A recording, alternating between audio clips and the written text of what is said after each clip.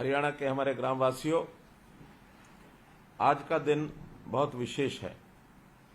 विशेष इस नाते से है कि जिसकी चर्चा आज हम कर रहे हैं, ये काम भी बहुत विशेष हुआ है, क्योंकि एक समय ऐसा था कि घर हमारा लेकिन हम मालिक नहीं, ऐसी प्रथा में से हम सदियों से निकल रहे हैं। लेकिन हम लोगों ने सत्ता संभालते ही जब इस विषय का ध्यान किया तो ध्यान में आया, एक गांव के अंदर जहां हम रहते हैं उसमें एक लाल डोरा नाम का एक प्रावधान था। लाल डोरा के अंदर, गांव के अंदर जिस भी का मकान होता था उसके हाथ में उसका कोई कागज नहीं होता था, कोई इसकी रजिस्ट्री नहीं होती थी और हम अपना मालिकाना हक भी जता नहीं सकते थे। अब इस विषय को ठीक करने के लिए हमने एक प्रयत्न किया और लाल डोरा मुक्त करने का यह अभियान लिया, जिसके कारण से आपको अपने घर का मालिकाना हक मिला, आपके हाथ में कागज आ गए, आपके हाथ में रजिस्ट्री आ गई। ये अपने आप में था ना एक विशेष काम। तो इसीलिए इस विशेष काम में आज आप विशेष लाभार्थी जिनसे हो रही है ये विशेष चर्चा। तो इस विशेष चर्चा का मैं इस प्रकार से कहूंगा कि भले देश हमारा 1947 15 अगस्त को आजाद हो गया था, लेकिन बहुत से ऐसे कानून जो अंग्रेजी शासन के कानून लगातार चले आ रहे थे, उनसे हमको बहुत कानूनों की आजादी अब धीरे धीरे मिल रही है। कई कानून तो आज भी ऐसे हैं जिनसे आजादी लेना भी बाकी है, लेकिन ये जो लाल डोरा का कानून जो था, इस कानून से हमने आजादी पाई। तो एक प्रकार का ये आजादी पाने का ही एक अगला प्रसंग, ऐसा मैं ध्यान करता हूं। मैं आपको बताना चाहूंगा कि हमने वर्ष 2019 में विधानसभा के चुनाव के दौरान अपने चुनावी घोषणा पत्र में ये वादा किया था कि हम लाल डोरा के अंदर जो भी मकान है लोगों के, उनको उनका मालिकाना हक दिलाएंगे, उनको उनका प्रॉपर्टी रिकॉर्ड जो है वो दर्ज कराएंगे। और हमने ये जो दायित्व है इसको पूरा किया। और जब इसके बाद 25 दिसंबर को इस वायदों को पूरा करने के लिए हम आगे बढ़े और हमने 26 जनवरी 2020 को जिला करनाल का गांव सिरसी, वहां से ये पहला कार्यक्रम ये लॉन्च किया और एक व्यक्ति को प्रधानमंत्री जी ने स्वयं उनके हाथ में रजिस्ट्री दी। और प्रधानमंत्री जी को भी जब ये पता लगा कि हमने ऐसा कोई लाल डोरा मुक्त अभियान चलाया है, तो उनको यह बहुत अच्छा लगा और उन्होंने अपने हाथ से इस योजना को स्वामित्व का नाम देकर के और सबसे पहला लाभार्थी सिरसी गांव का उनके हाथ में रजिस्ट्री दी। न केवल इतना ही किया, बल्कि इस योजना को पूरे देश में लागू करने का भी एक प्रावधान उन्होंने बनाया। बहुत से प्रदेश इसको लागू कर चुके हैं। जब तक ये लागू नहीं था, बहुत समस्याएं हमारे सामने आती थी।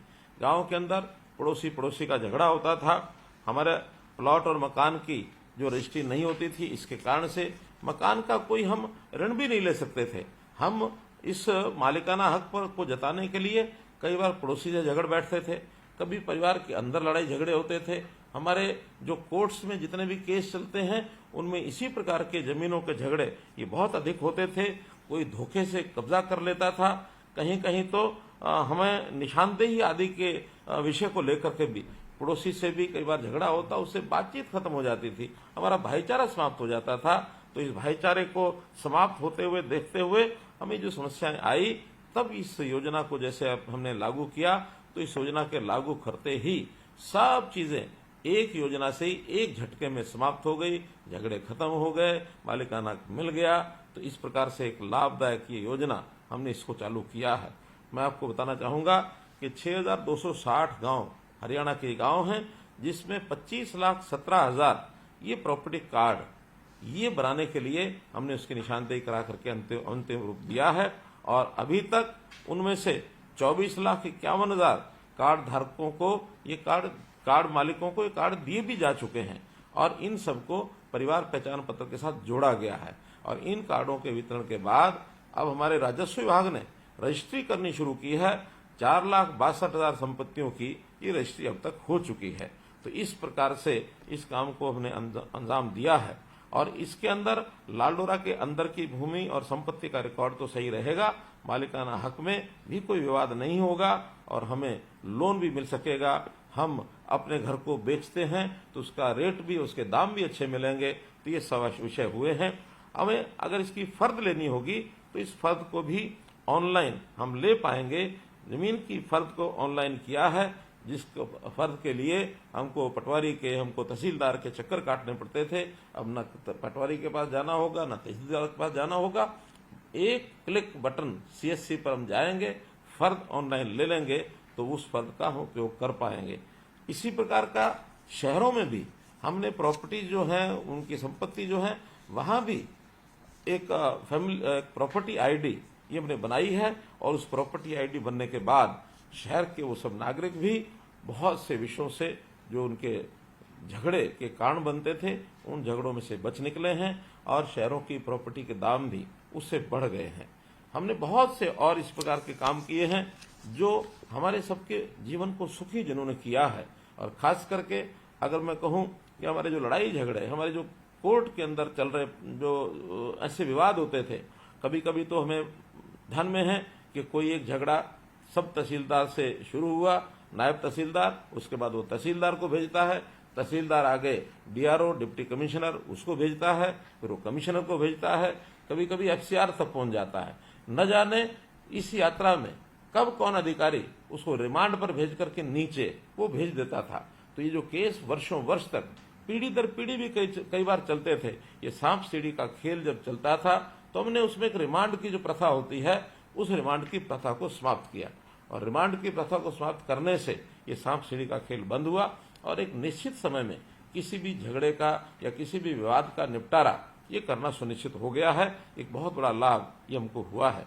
इसी प्रकार से हमने हमारी जो रजिस्ट्रेशन है जमीनों की, रजिस्ट्रेशन, पंजीकरण, ये हमने शुरू किया है।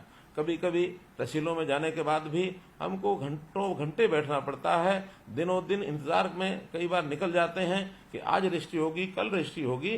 तो हमने इसके लिए पूर्व में अपना समय निश्चित करने के लिए रजिस्ट्रेशन प्रथा ये लागू की है, ताकि जो भी दिन हमारा रजिस्ट्रेशन का होगा, अपॉइंटमेंट पहले लेते ही इस काम में हमारा जो समय बचेगा, हमारी जो ऊहापोह है वो बचेगी। इस काम को हमने शुरू किया है। इसी प्रकार से स्टाम्प पेपर ये खरीदने पड़ते थे। इस खरीद के बाद भी पैसा भी खर्च ज्यादा होता था, अलग अलग व्यक्तियों के पास जाना पड़ता था। इसके लिए हमने स्टाम्पिंग ये कार्यक्रम शुरू किया। तो स्टाम्पिंग से ऐसे बहुत से विषयों का ये हमको लाभ हुआ। कभी कभी जो सरकारी दफ्तरों में रिकॉर्ड होते थे, वो रिकॉर्ड की अलमारियां भरी रहती थी और पुराने रिकॉर्ड को ढूंढने के लिए कई दिन, कई महीने लग जाते थे। इसको भी ठीक करने के लिए हमने आधुनिक रिकॉर्ड रूम ये बनाए। आधुनिक रिकॉर्ड रूम बनने के बाद आपको किसी प्रकार का कोई रिकॉर्ड की जरूरत होती है, केवल एक बटन से जानकारी मिल जाती है कि कौन सा रिकॉर्ड कहाँ रखा है और तुरंत रिकॉर्ड को निकाल करके लाया जा सकता है। ये काम भी हमने किया है। ऐसे ही हम जानते हैं कि बहुत से विकास कार्यों के लिए जमीन की जरूरत सरकार को होती है और उस विकास कार्यों में जमीन का लेना अपने आप में, जिसको हम जमीन की जो प्रोक्योरमेंट है उस जो हम करते थे, एक्विजिशन करते थे, तो उस जमीन की एक्विजिशन में सरकार के अधिकारी अपने मन मर्जी से बहुत प्रकार से रेट कम, कभी ज्यादा, ये सब लगते रहते थे। और जब हम कोर्ट में दावा करते हैं तो उसकी अनाउंसमेंट कोर्ट हमको देती है। हमें कई बार लगता है कि बहुत कम पैसा मिला है और जहां खरीदी जाती है वो विभाग कहते हैं हमको ज्यादा पैसा खर्च करना पड़ा है। तो ये झगड़े भी बहुत हमारे चले हैं, नीचे कोर्ट से लेकर के सुप्रीम कोर्ट तक। और इसके कारण से बहुत से विवाद ये बने हुए हैं। पुराने समय की जो रिक्वेजिशन की है, हमने एक्विजिशन की है, उस एक्विजिशन के आज भी कई विवाद कोर्ट्स में लंबित पड़े हैं। नई एक प्रथा शुरू की कि जमीन को सरकार को भी अगर खरीदना है, सरकार के किसी विभाग को खरीदना है, तो हमने भूमि पोर्टल ये शुरू किया कि भूमि पर किसी विभाग को चाहिए वो अपनी जरूरत बता सकते हैं, किसी किसान को, किसी भू मालिक को अपनी जमीन को बेचना है वो पंजीकरण करा सकते हैं।